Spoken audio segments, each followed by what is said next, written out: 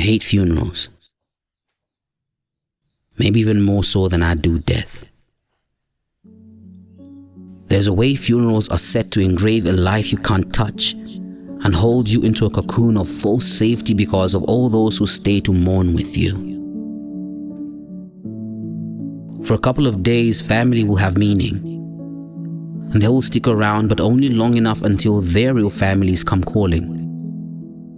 Then you're left alone to deal with the fact that your real family just lost its own branch, sometimes a root.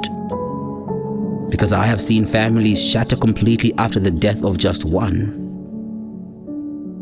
I hate funerals. I hate the fact that it's so hard to find closure, and the sight of an open grave doesn't really bury the pain. I hate how people suddenly become positive, even when they had several chances to express their love, but they chose to stay silent, so they speak in roses, simple and pretty in looks, but no real substance.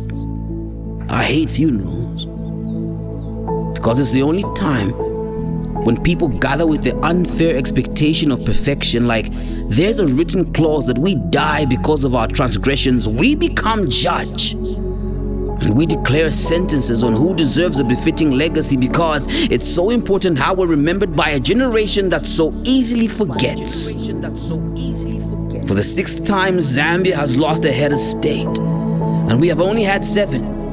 6 funerals I have lived to hate because even when death has an ironic way to unite, it somehow exposes just how far we are split.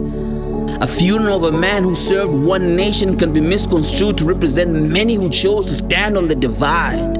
The divide of tribe, the divide of politics, which has uprooted the very last tree in the forest of the unity we have sung for 60 years as our anthem. And we stand proud and free in the declaration of our liberation, but we fear to face our reflections, so we broke the mirror. Because then we would see that we are no different from those who died, for they bled, breathed, and had heartbeats too. That they too failed and fostered broken hearts, and to an extent we may never live up to the potential others have expected from us.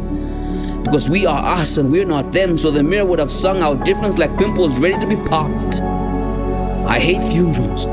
I hate that I never met Edgar Chagwa Lungu, but somehow I did. I met him on swings, on dance floors of the community. I met him in boardrooms where we shook hands and agreed that in that moment our ideas aligned. I met him at the church backbench because he didn't want to sit in the front seat for the mere fact that he was a president. I met him in the smiles, the laughter, and the perfect suits. I met him in moments I lost my identity and then realized that maybe I too can become. That I too can rise from shadows, regardless of the skeletons hanging in my closet. That I too can lead a nation, and now even as it mourns, we can rise above the divides. We can rise above the courtrooms where we voluntarily play judge. That as a family that is mourning, we realize that it is our loss. It is another grave filled in the solemn fact that no man who has ever ruled this land stands to be alive.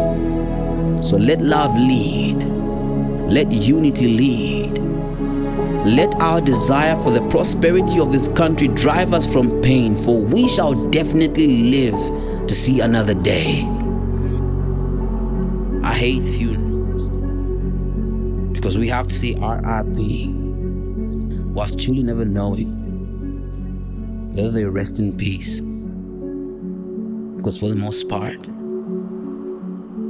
we're split in war, torn beyond pain, survival, and moving on.